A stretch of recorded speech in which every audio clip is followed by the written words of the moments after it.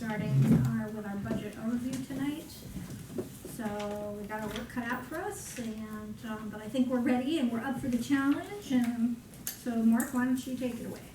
Well, actually, I'd like to give Rebecca a few moments to kind of go through Oh, sorry, Rebecca. You take it away. the broad strokes. Broad strokes. Well, this year, in working with the board, and we've had 1 year together to work through our budget process, and so this year we're taking a little bit of a different approach, which I think is better suited to our group and our working style together. So I'm really looking forward to starting this next month, our next 30 to 45 days, as we kind of look at the budget here. What we did is we put together a framework of what we believe that we need to pursue operationally, and we're coming from an operational perspective. The value of now starting our work with the board is that the board has the opportunity to weigh in and provide the community perspective and the value perspective in terms of what we need to prioritize and what we believe is most important as we look at year 2020. Last year we specifically chose a number of different initiatives that we felt were important to start tackling that year. In 2020, we have some others.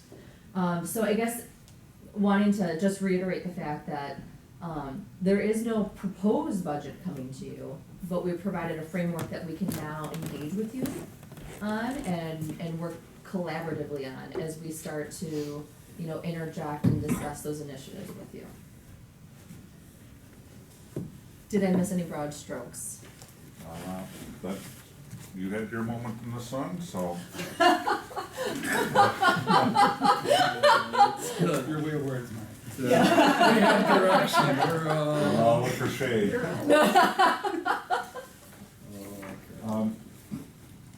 I'll give Trustee Warren a moment to get situated, but there are several sections that we put together to kind of tackle the issues at hand, looking towards 2020.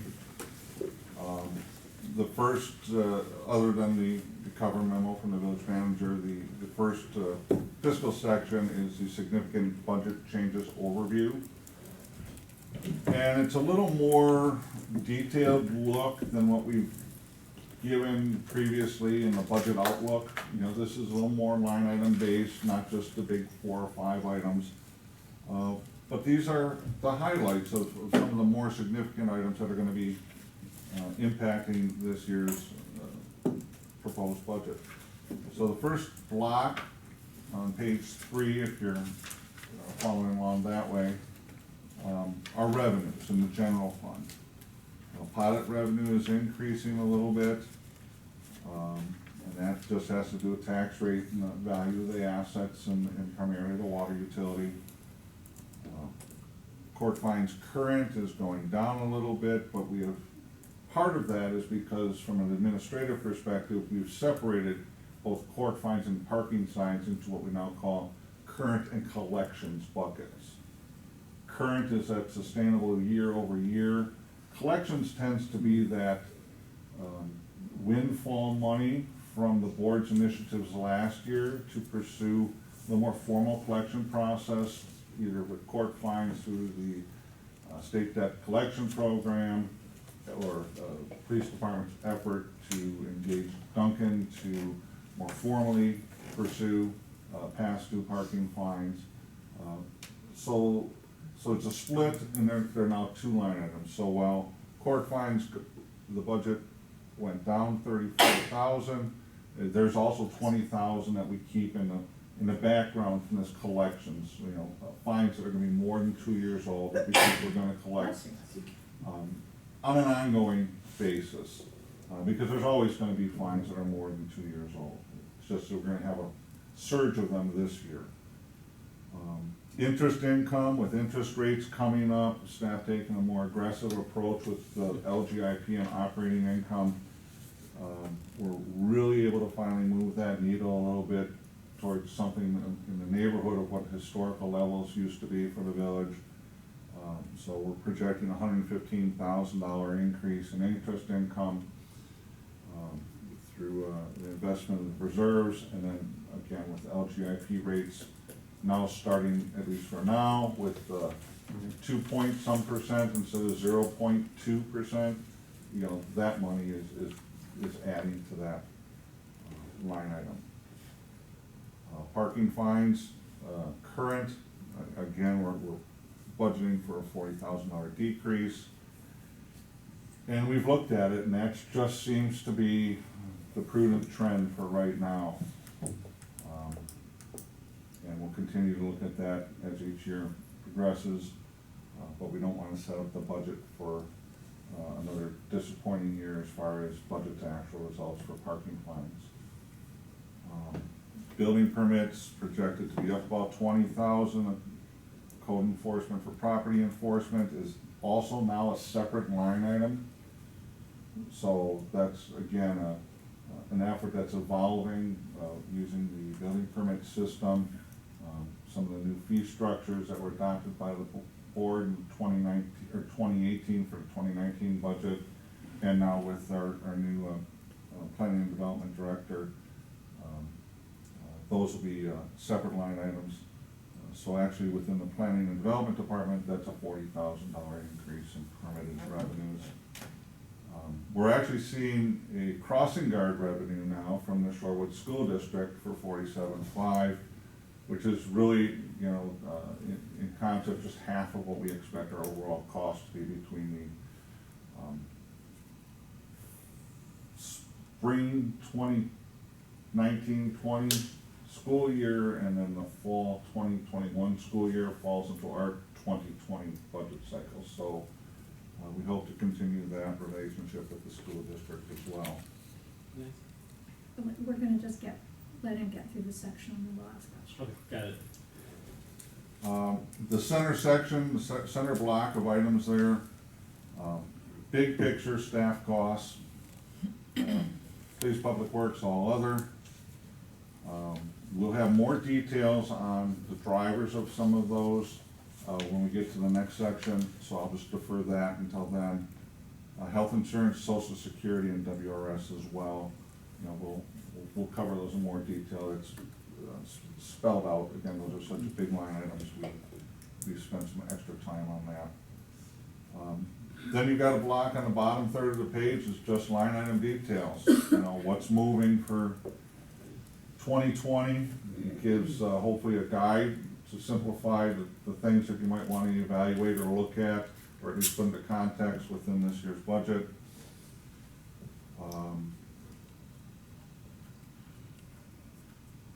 You know, I don't know that I will need to go into much detail on any of these. Some of these will be covered again in a little more detail in the next section.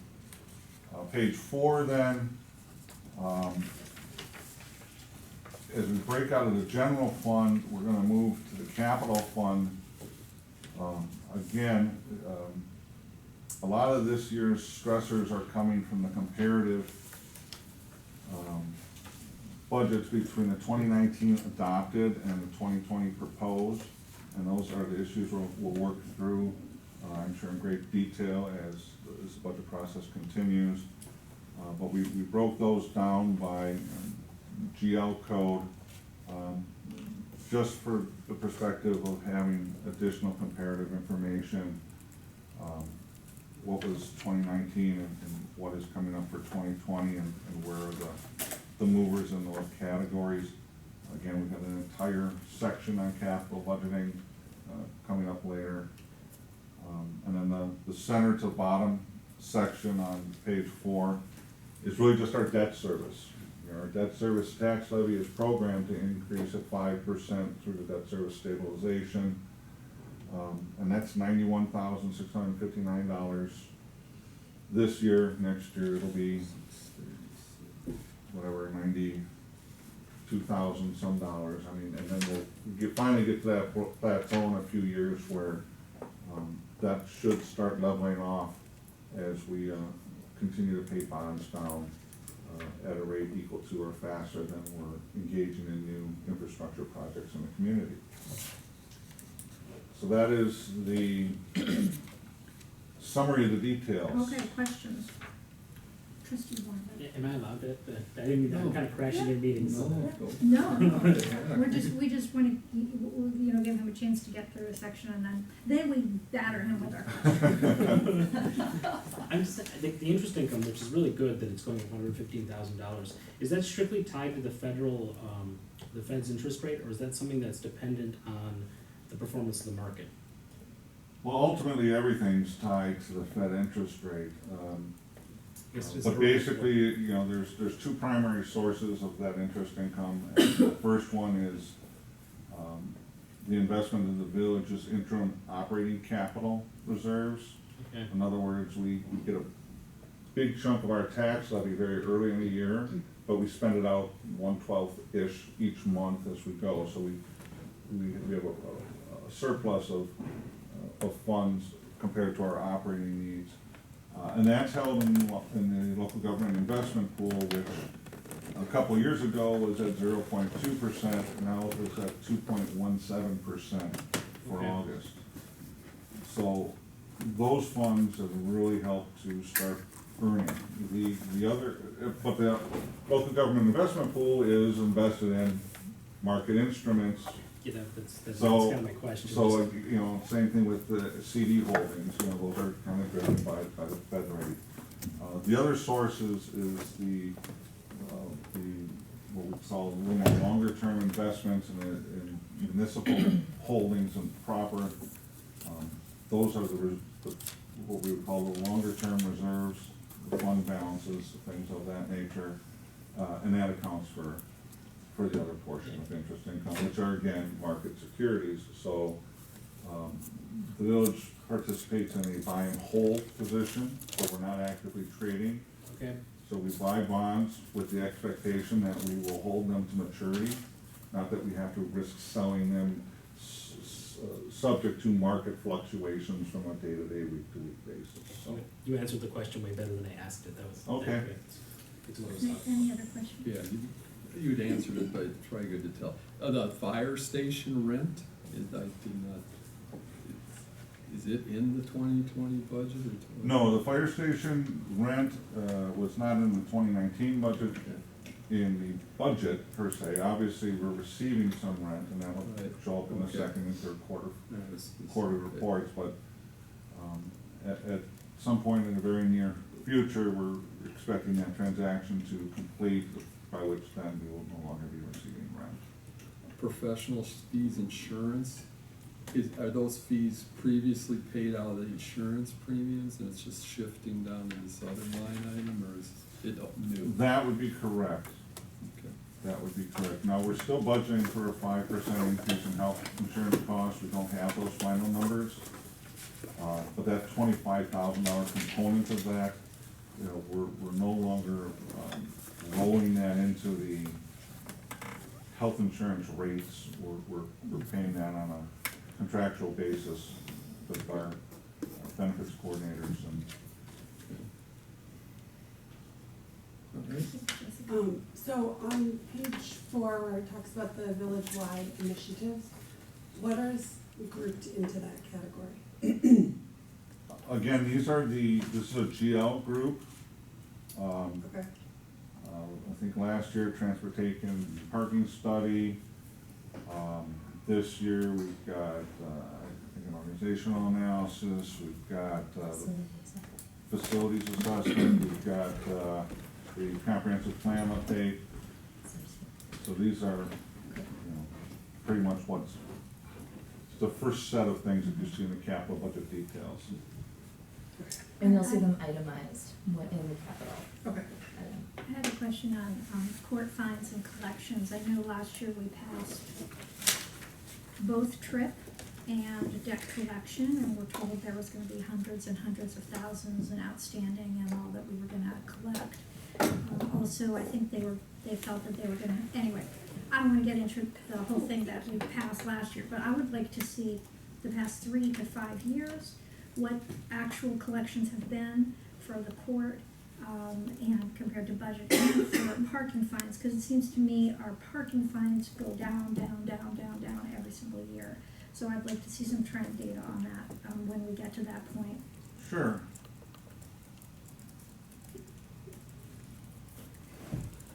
All right, if we don't have any other questions, let's move on.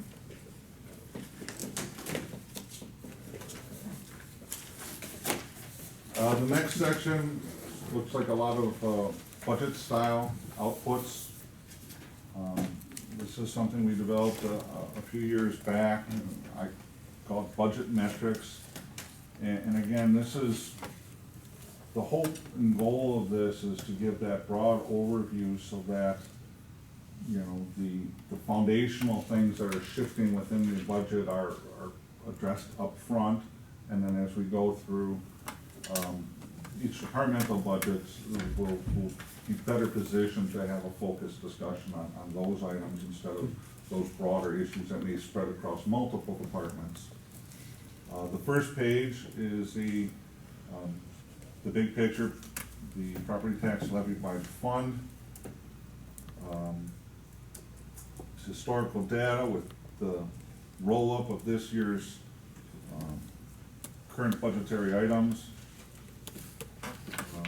Couple bullet points, just talk about how those increases disperse in different areas. General fund is $239,000, or 2.9% increase.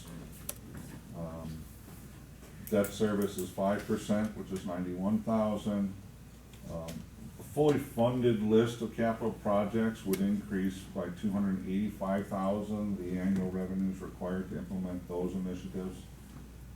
And then the total tax levy then, as we start the process, this would be a $616,580 increase, which is 5.37%. Breaking down and delving into those numbers a little on page 6 then. Again,